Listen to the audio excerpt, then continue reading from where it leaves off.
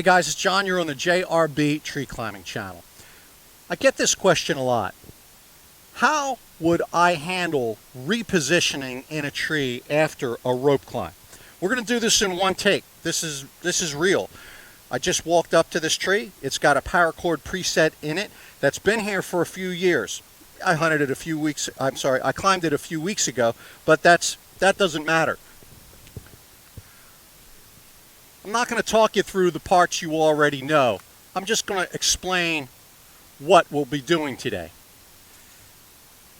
When we walk up to a tree that we've either installed a throw ball in or a paracord preset, we're going to be climbing where gravity wants us to climb. And the position we might want to be in for optimal hunting position might be different. I'm using my recently introduced 3 hitch version of my system. This happens to be the 60-foot variant, but I know there's enough rope to get up in this tree. The reasons we might reposition ourselves vary. For example, you might have thought this is a good direction to go up in the tree, and then once you get up there you realize you can't see very well. Or you might be halfway into your hunt and the deer are crossing behind you and you want a 90-degree change in position. There's a number of reasons why you might want to reposition, and I'm going to show you how that's possible. As you can see, I took the rope off of my back. I've got my 3 hitch system already configured. I'm clipping into hitch 2 and then hitch 1 and hitch 3. Hitch 3 is going to remain on this end of the system. I might use this to bring up my bow or something.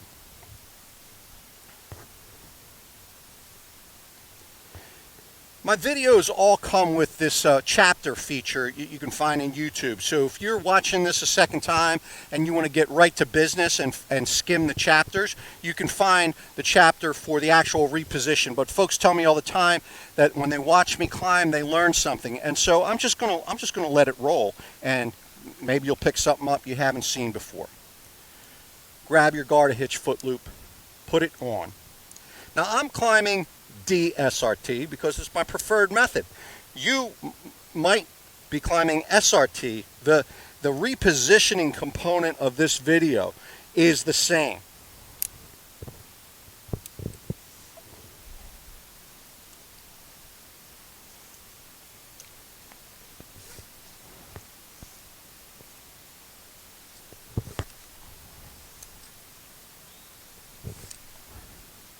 Might lengthen my bridge just a little bit to make these fine-tuning adjustments while I'm climbing.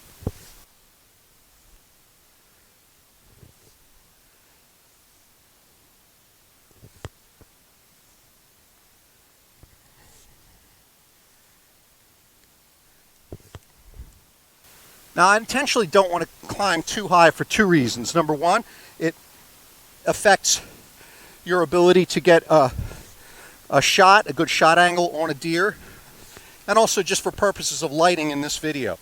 But I want you to understand that the higher we get and the closer to the crotch we get, the harder it is to reposition. Like right now, if I wanted to swing around this tree,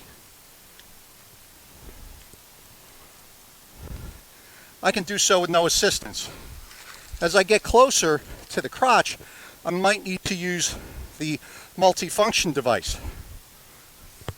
And for this video, we're only going to be repositioning, let's say, about 90 degrees. Okay, by my estimate, my feet are 16 feet off the ground. Good hunting height. I generally go a little higher. And let's say I got here and said, oh man, the deer are going to be crossing behind me, and therefore I would want my platform here, so as a right-hander, I get a strong side shot in that direction. So I'm not gonna attach my platform yet.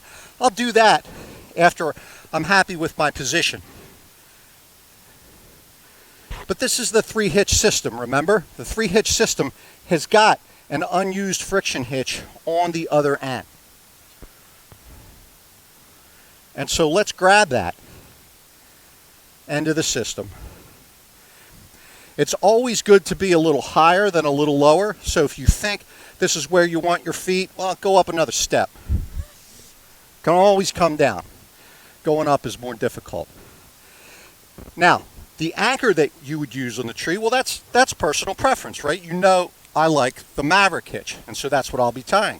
If you prefer to use the JRB cinch or some of the other anchors that I've shown you in the past, this is actually the Super Maverick, well, that's just a detail. Point is, you get your anchor on the tree,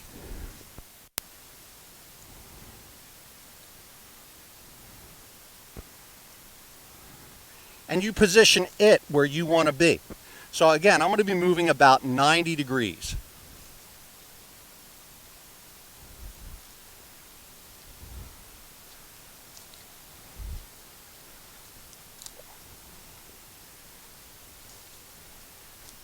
And I've got that Maverick on the tree. I'm now going to attach this to my bridge. I've got that spare carabiner, right? Here's where I'm going to use it. I'll put it right on my main bridge. Now I'm attached to the tree in 2 places, right? But I've got to execute a transfer.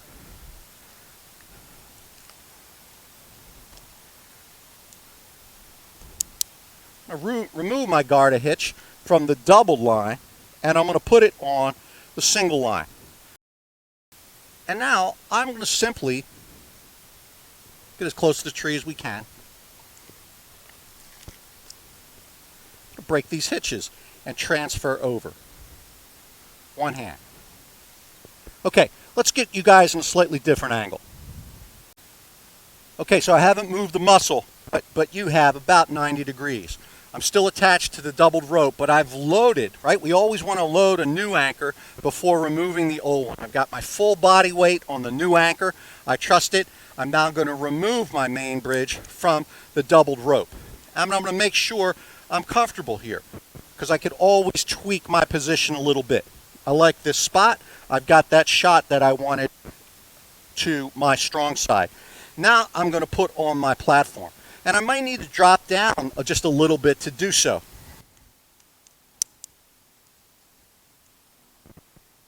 So I'm actually going to set up for a very short rappel.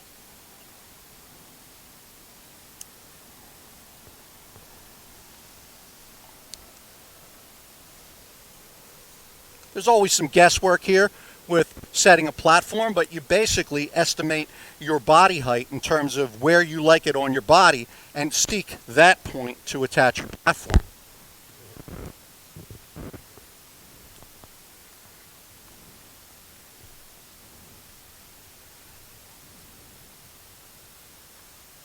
It's my newest platform attachment system. All related videos you'll find in the video description for this video.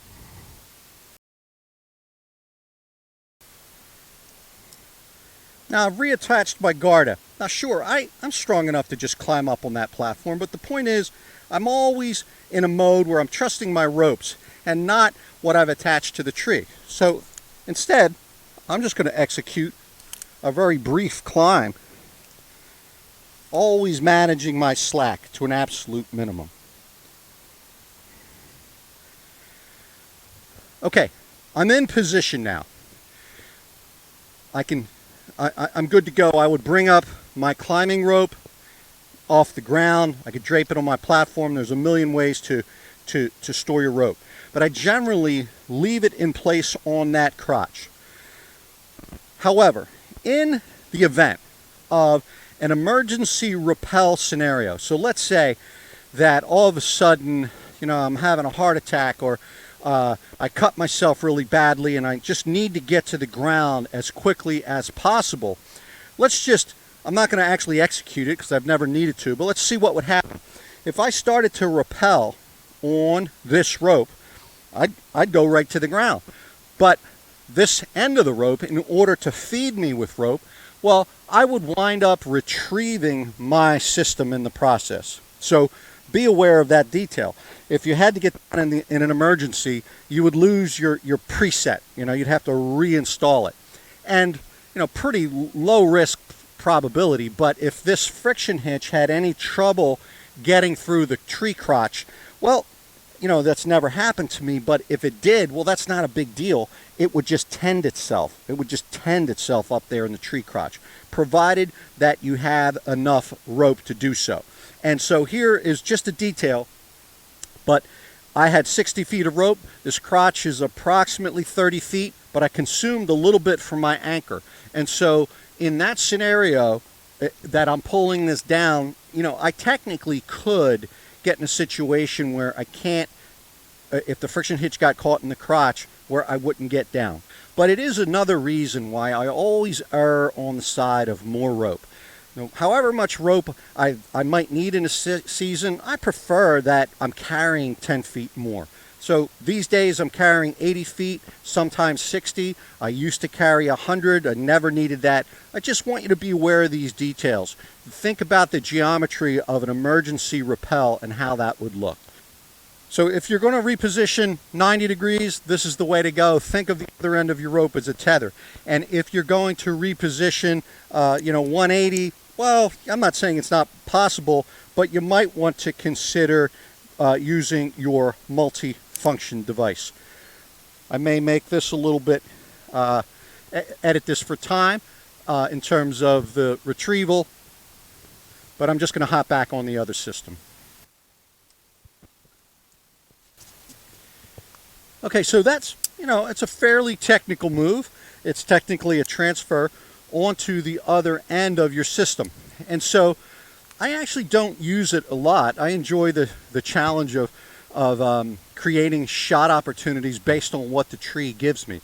But clearly there's going to be times nobody wants deer approaching from their complete backside, and so that would be an opportunity for me to use this. Otherwise, I'm more likely, especially for an afternoon hunt where I'm not spending all day in the tree, to simply hunt off one side of my platform or another.